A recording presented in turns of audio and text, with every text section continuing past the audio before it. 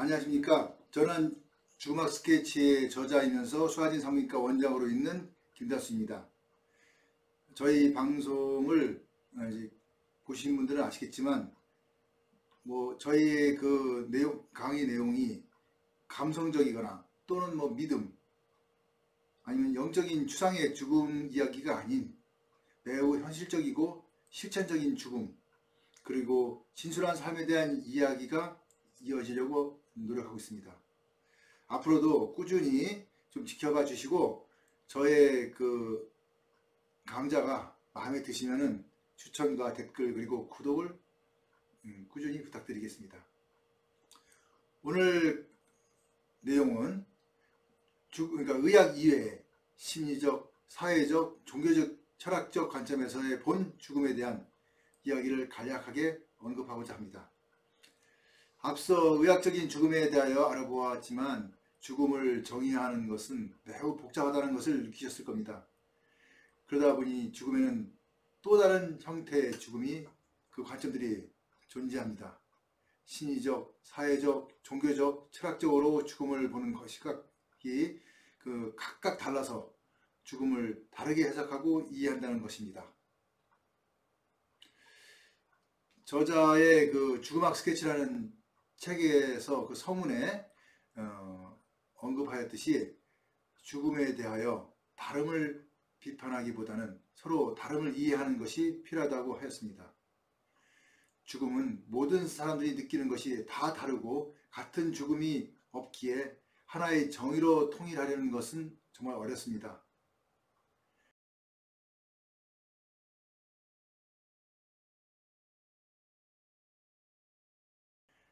그래서 죽음에 대한 이야기를 좀 넓게 이해해 주시는 게 어떨까 이렇게 생각합니다. 먼저 심리적으로 본 그 관점에서 죽음은 내 자신을 알려는 많은 노력을 통해서 내면적인 자기의식을 가지고 삶과 죽음의 그 관계 속에서 계속되는 갈등을 겪으면서 투쟁하면서 마지막에 죽음으로 자기 실현을 이루고 불필요한 욕망을 벗어난다, 그렇게 보는 시각이 많은 것 같습니다. 그리고 이제 사회적인 관점에서의 죽음은 현실적인 그 법과 제도, 어차피 인간이 사는 게 다 법과 제도에 의해서 지금 사회를 형성하고 사는 거니까 그 제도 아래 보편타당한 관념으로 죽음을 정의하고 사회적으로 행하여지는 그런 사람으로서의 권리와 의무를 중단하는 것, 그게 이제 사회적인 죽음이겠죠. 중단하는 것이겠죠. 제가 여기서 이제 사회적인 죽음 중에 한 가지 언급하고 싶은 거는 지금 사형제도에 대한 문제입니다. 사형제도를 꼭 생명을 이제 끊는 그런 제도로 이해하는 것도 필요하겠지만 제 생각으로는 그보다 사회적인 죽음을 선고함으로써 그 사람이 인간으로서의 권리와 그 존재를 말살시키는 그런 방향으로 더 관리를 하는 것이 더 낫지 않을까 하는 게 저희 생각입니다. 그러나 앞으로 이런 논의는 계속 더 이제 많이 논의되고 이어져서 이제 공론화가 돼야 되겠죠. 아무튼 그 사회적인 죽음은 우리 주위에서도 심심찮게 발견이 됩니다. 그러나 그걸 잘 인식을 못하는 경우도 많죠. 우리가 이제 누가 사라졌어요. 실종자가 됐다. 실종자가 됐는데 아니면 또 장기 행방불명자가 생겼어요. 이런 문제에 대해서 우리가 그 사람이 죽었는지 살았는지를 명확히 알지 못할 때 그런 생물학적인 죽음을 할 수 없기 때문에 사회적인 죽음에 대한 그 판단, 이것도 또 어렵지 않나, 이런 약간 좀 복잡한 문제들이 존재하고 있습니다. 종교적인 죽음은 참 언급하기가 어려운 부분입니다. 그 종교라는 게 내세우는 내세관과 교리가 있기 때문에 죽음을 보는 시각이 각기 다르고 또 그 다른 속에서 각자 고유한 자신들만의 죽음관이 있습니다. 그래 나름의 그런 죽음관을 가지고서 내세를 얘기하고 또는 그 죄와 벌도 이야기할 수 있고 또 죽은 다음에 어떻게 다시 뭐 윤회를 한다든가 뭐 다양한 그런 과정을 설명하고 있는데 아무튼 종교는 현재 자기 남들의 그런 영역이 있지만 그래도 궁극적으로 현실의 법에 종교의 그 의례 절차 뭐 이런 것들은 지금 현재는 이제 따라가고 있는 그런 추세를 보이고 있습니다. 과거에는 대부분 종교가 법치보다 우선이 되었기 때문에 곧 종교가 법이었겠죠. 하지만 현재는 각 나라의 그 법의 테두리 안에서 종교도 함께 법의 범위를 벗어나지 않는 그런 범위에서 서로 공존하고 있다고 봅니다. 다음으로 이제 철학적인 관점에서 한번 죽음을 간단하게 언급해 보면은 철학이라는 것은 인간만이 가지는 높은 그런 능력이겠죠.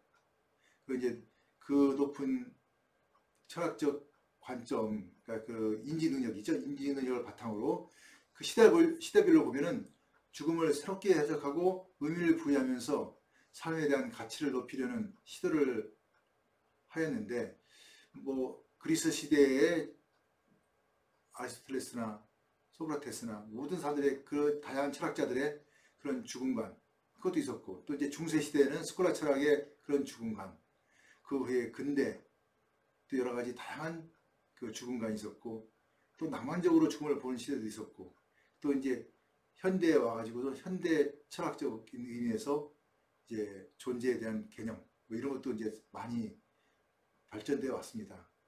하지만 결국 철학도 마지막에 다가오는 죽음을 이해하고 그 살아있는 동안, 그러니까 사람이 살아있는 동안에 그 이상적인 가치관을 심어주려고 노력은 많이 했는데 결과 아직도 그 철학적인 완벽한 죽음에 대한 정의는 내리지 못하고 있습니다. 그래서 이제 철학도 죽음을 아직 우리가 이제 그걸로서 모든 것을 이렇게 해결하지 못하는 그런 아쉬움을 분명히 갖고 있죠. 심리적인 관점에서 또 보면은, 심리적인 관점은 이제 20세기가 되면서 발전을 많이 하였습니다. 특히 그 우리가 프로이드의 심리학 또는 칼 융의 심리학적인 그런 발전은 많은 사람들에게 영향을 주었는데, 그런 발전의 그 많은 이론들이 나왔죠. 근데 이론적인 것들도 사람들이 이제 쭉 얘기는 많이 하고 그 심층 의식에 대한 얘기도 많이 하고 하지만 심리학도 그 심리학 나름대로의 한계성을 분명히 보여주고 있습니다. 그래서 이 심리학이 죽음을 또 완전히 이해하고 해석할 수는 없다고 보고 있습니다.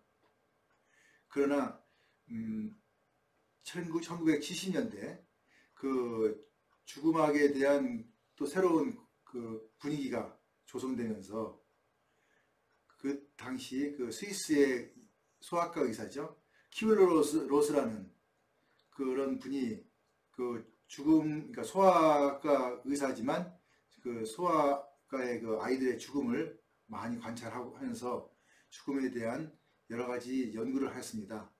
그래서 그분의 그 연구에 의하면은 죽음을 받아들이는 정신 상태의 변화 이런 것이 있더라 하는 얘기를 함으로써 많은 사람들이 죽음에 대한 그 생각을 다시 하도록 하였던 그런 시절이 있었습니다. 물론 이분에 대한 또 비판도 있고 하지만 현재 그 키블러 로스가 언급한 죽음에 대한 그 심리 상태, 제가 죽음을 받아들이는 그 심리 상태에 대한 5단계 그런 단계별 그 변화가 있다는 것을 발표하였는데, 한번 거기에 대해서 언급을 하겠습니다. 1단계는 이제 당신이 이러이러한 문제를 곧 죽게 됩니다 하는 얘기를 들었을 때 부인하고 고립 단계를 거칩니다. 아니야, 아닐 거야, 아니 그럴 수 없어, 이런 표현을 하는 거죠. 근데 이런 그 부인하고 고립하는 단계를 좀 어느 정도 지나면은 이제 분노 단계가 납니다. 그러니까 분노 단계 2단계가 돼서, 이런 경우에는 왜 나에게 이런 일이 일어날까? 왜 나한테만 이렇게 벌이 내려지지? 내가 뭘 잘못했다고? 이러면서 의료진이나 가족들에게 아주 치료를 거부한다든가 아주 심한 그 괴리감을 갖게 한다든가 이런 문제들을 분명히 하고 있습니다. 그래서 이제 이런 시기가 좀 지나면서 3단계로 거래 단계라 그러죠. 내가 착한 일을 하면은 난 살 수도 있을 거야. 내가 아마 이런 종기를 믿으면 또 살아갈 수도 있을 거야. 아니야, 내가 새 사람이 돼가지고서 내가 과거를 다 뉘우치면은 난 분명히 뭔가 새로운 삶이 여기 다시 이어졌을 거야. 뭐 이런 하나의 그 거래를 함으로써 나를 이제 좀 더 좋아지지 않을까 하는 약간의 희망적인 그런 생각을 한다는 겁니다. 그러나 이제 이 시기도 지나면서 결국은 우울 단계에 접어들어 이제 병이 악화되고 죽음에 대하여 상실감이 커지면서 우울감이 이제 증가하는 그런 시기가 되겠죠. 그 우울 단계를 거치면서 이제 회피하고 사람들을 피하고 또 자기하고 아주 가까운 사람 외에는 잘 이제 서로 이제 막 그 대화를 안 하려고 하고 또 이제 스스로 자꾸 몸을 움츠리고 더 쇠약해지는 그런 과정으로 갑니다. 이제 마지막에 수용 단계가 있는데 결국은 앞에 그 4단계를 다 거쳐 봐도 역시 죽는다는 것을 이제 알게 되는 거죠. 그러면서 죽음을 받아들이는 그런 과정에서 죽음을 준비하면서 임종을 맞이하는 수용의 단계가 있다. 이렇게 키블러-로스는 이제 설명을 하고 있습니다. 물론 이런 단계가 다 순차적으로 일어나느냐? 그건 아니고 약간의 순서는 바뀔 수가 있습니다. 그러나 이러한 5단계, 이 5단계를 거치면서 대부분 사람들은 죽음을 맞이한다. 첫 번째 부인하고 고립하는 단계, 두 번째는 분노하고 이제 세 번째는 거래하고 네 번째는 우울해지고 결국에는 수용하면서 죽음을 맞이한다. 이렇게 이제 보는 겁니다. 이 5가지 그 단계를 과정을 보면서 뭔가 좀 부족한 것 같다는 생각이 들었는지 그 일본의 알폰스 디켄이라는 그 의사면서 신부이면서 교수인 그런 분이 여기에 대해 죽음학자죠. 이분은 이 알폰스 디켄이라는 분이 여기에 기대와 희망의 단계를 하나를 더 추가했습니다. 그 결국은 하지만 죽음을 받아들이지만 죽음을 받아들이는 과정에서도 기대와 희망의 단계가 있어서 그 죽음을 좀 이해하면서 또 아니면 좀 새로운 영적 세계에 대한 기대를 하면서 믿음이 깊어지는 그런 시기를 겪으면서 죽는다 하는 믿음과 그 희망, 그러니까 기대와 희망이 있는 그런 단계를 추가하였습니다. 물론 이분은 이제 신학자니까 그런 믿음에 대한 이야기를 하고 싶었던 것도 뭐 사실일 겁니다. 그러나 이제 이런 죽음에 대한 과정은 대부분 사람들이 겪으면서 비슷한 그런 과정을 간다 하는 것 정도만 이해하시면 될 것 같습니다. 우리가 연명치료를 할 때 가장 힘든 것은 이제 중환자실에서 보면 이제 다 중환자실에 가면은 선하고 기계밖에 없어요. 삐삐삐거리는 소리밖에 들리는 게 없겠죠. 그러니까 굉장히 외로운 사투를 하는 겁니다. 그러니까 그 중환자실에 있는 기간 동안 가족과의 이별도 있을 거고, 어차피 이별이죠. 그러니까 뭐 시간별로 만나지만 거의 뭐 혼자 있는 거죠. 또 그런 과정에서 경제적인 문제, 사회와의 그 불안정한 정리 문제, 내가 하지 못했던 문제, 뭐 또 내가 해야 될 문제인데 이걸 숨기고 있었던 문제, 여러 가지 있을 수 있죠. 죽음 후에 그 가족에 대한 걱정도 있을 수 있고, 또 아니면은 내가 죽은 후에 또 새로운 세계로 갈지, 아니면 더 이상 뭐 이게 끝인지, 아니면은 내가 어떻게 그 다시 돌아올지, 뭐 여러 가지 이런 아주 복잡한 그런 생각을 하는 그런 이제 과정도 있을 거고, 그 자체가 다 두려움이겠죠. 그래서 이제 두려움으로서 종교에 대한 문제도 생길 수 있고, 하여튼 모든 게 다 걱정을 가득 가지면서 중환자실에 있게 될 것입니다. 중환자실이라는 것을 이렇게 주위를 둘러보면은 다 뭐 살아있으나 죽은 것이나 마찬가지인 사람들이죠. 내 주위에 나랑 또 뭐 별반 차이 없는 뭐 그 뭐랄까 늙고 병든 그런 사람들만 가득하다는 거죠. 자신도 그 중에 한 명이고, 이럴 때 얼마나 더 힘들고 외롭고 무섭겠습니까? 그리고 죽어가는 사람들을 바라보는 것만으로도 자신에게 다가오는 커다란 그 자체가 공포가 될 것 같습니다. 그래서 이제 이 문제는 우리가 좀 생각해 봐야 될 그런 문제 중에 하나입니다. 중환자실에서 과연 마지막을 보내야 되는지, 인공호흡기와 생명감시장치, 뭐 이렇게 시켜서 모니터링하는 그 시스템 속에서 그냥 뭐 소리만 삐삐 소리만 들리는, 이게 진짜 장승곡의 그 공연장 같겠죠. 그래서 이런 곳에서 마지막 생을 마감한다고 생각한다면 그 자체가 더 저 같아도 큰 공포라고 저는 생각합니다. 그래서 정신적이고 그 심적인 문제를 생각한다면 과연 연명치를 어떻게 하는 것이 가장 올바른 그런 마지막에 삶의 그 정리일까 하는 그런 문제가 이제 크게 생각이 됩니다.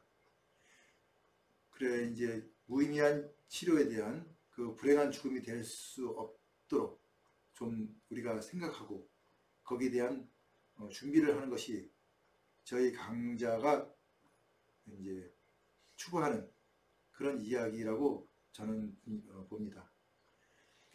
지금 여러 가지 오늘 얘기를 하였는데 결과적으로 마지막에 고독사가 된다는 겁니다.